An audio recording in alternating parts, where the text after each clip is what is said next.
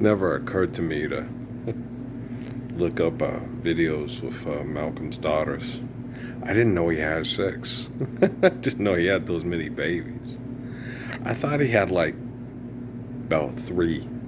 Yeah, I didn't know he had that many babies. Yeah, I thought he had about three little girls.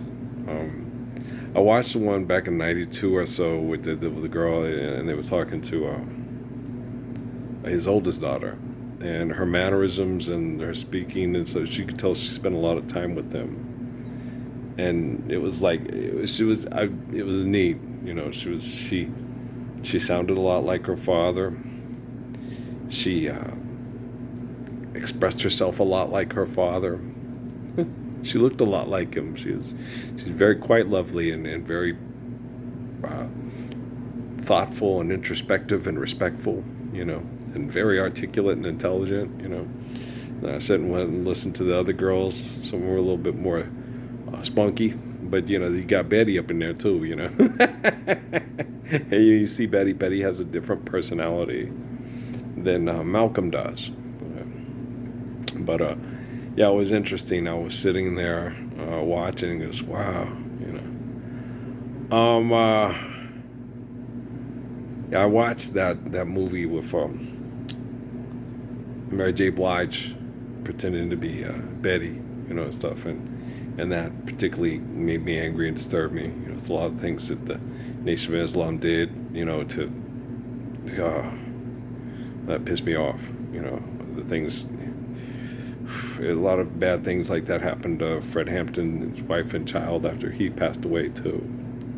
When people's trifling and they jealous of another person, it just, man, it fires you up, you know. But with me, the only thing is you know, I was sitting there, you know, one of the first things when I was in Sierra Vista, I had a lot of prayer communications with Muhammad in Mecca. The spirit of Muhammad is largely connected to my nephew, Isaac Paul Benegas. It says so in lots of documentation. And so I said, well, where are you? What, you know? And he's like, you know, he told me, you know, the stars to the east over towards where I was born. I was like, oh, yeah. Your spirit is largely connected to my oldest nephew, or the oldest of my nephews, my sister and my brother-in-law. That makes sense. Their migration to the Iberian Peninsula to, yeah, so I was like, wow, that's neat. You know, I was like, wow, that's fascinating. It's neat, it's fascinating. So I was like, wow, that's pretty cool. A lot of it makes a lot of sense scientifically and physiologically. A lot of it really does, and that's exciting to know that, you know, that religion is based on science and has scientific facts and meanings and understandings, so people can understand, you know, why we teach you that it's wise to understand natural laws given to you by infinite glory of God and our eternal existence through faith in God. And so it's a very interesting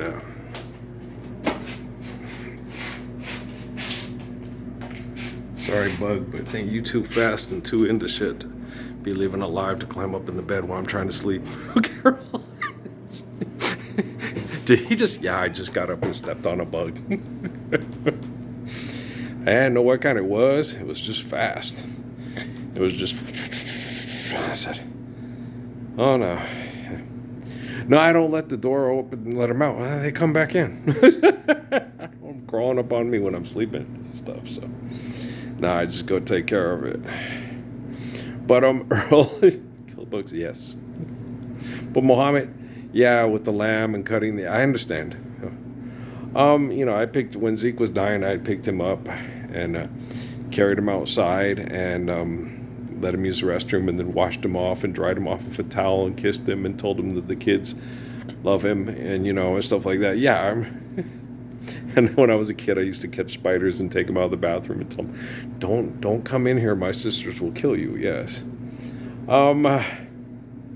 We need to build better houses where there are less bugs in the structure and crawling in kids' cribs and beds and can crawl in their ears. And, you know, when Sheldon talks about, you know, parasites getting into people's rectums in third world countries, and it just doesn't happen in third world countries.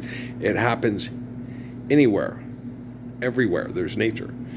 People that get Lyme disease from ticks and things like that, and their immune systems are extremely weakened through aggressive stress and abuse through the scientific community not being humble and aggressive and violent, and then wanting to be the cure to all the problems, and horrible things. Okay, so you got to understand me. It's interesting. I made a connection to the daughters of Malik. I call him Malik. A lot of people call him Malcolm. Al-Hajj Malik El-Shabazz was the name. I was telling everybody that. I told you when we were at that, when I was in Cumberland County, North Carolina, and my wife and my son, and we had to go to a laundromat, and there was a skinny black guy with two heavy-set black girls, and they started talking shit about my wife and my kid, and he had one of those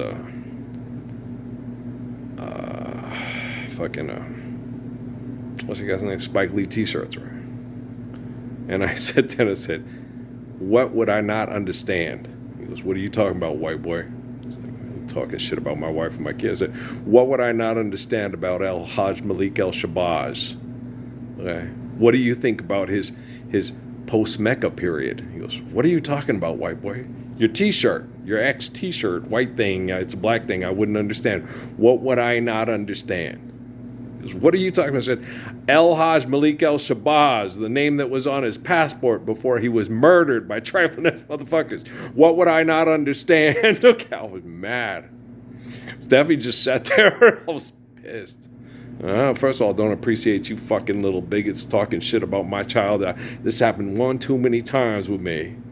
With you fucking trifling ass bigoted Negroes, okay? In front of my wife and my child. And they pissed me off. That's why I didn't understand, Steffi. You don't do this for me, and you don't do... She was sitting right there when that skinny ass motherfucker and his two heavy second, and I read him the right eye, and I made him feel ignorant and stupid, and because they was, I just went off. Just because I hate that shit. Okay? Nothing pisses me off more than the arrogance of perpetual stupidity. Wrapped up in ignorance, stuff. It's just horrible, okay? Because you got to understand, okay? Life is eternal, grace is infinite. We are tens and thousands and millions of... Albert Einstein, we're millions of years in the making, okay? It's not creation. I was sitting there listening to creeds with arms wide open. It's like, you didn't create life. No. You're sharing the creation of life through loving one another, okay? Y'all need to understand religion better, okay?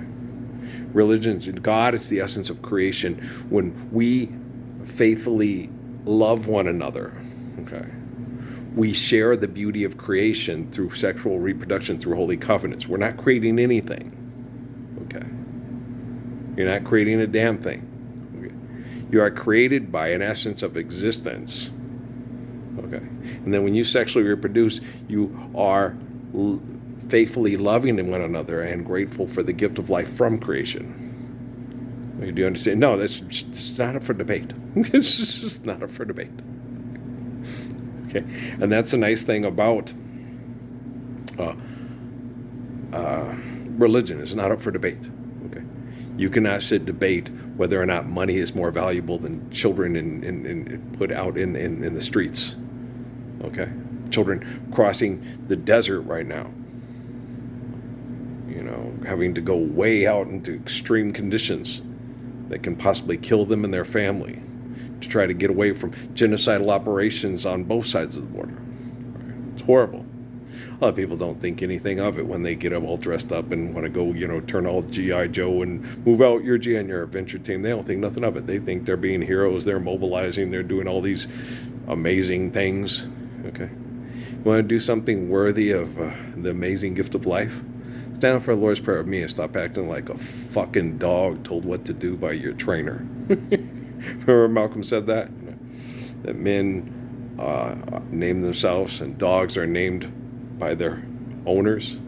I don't have an owner, My name is Ralph Earl Parsons Jr. My parents named me. My mom was really enamored with my dad because he turned down the casting couch in Los Angeles to become in the movies, to be a part of the movies. And so, I'm all right with Ralph Earl Parsons Jr. I'll keep that till the day I die. I ain't going to change it. Because mom was very, pleased with her husband for turning down sexuality. And she had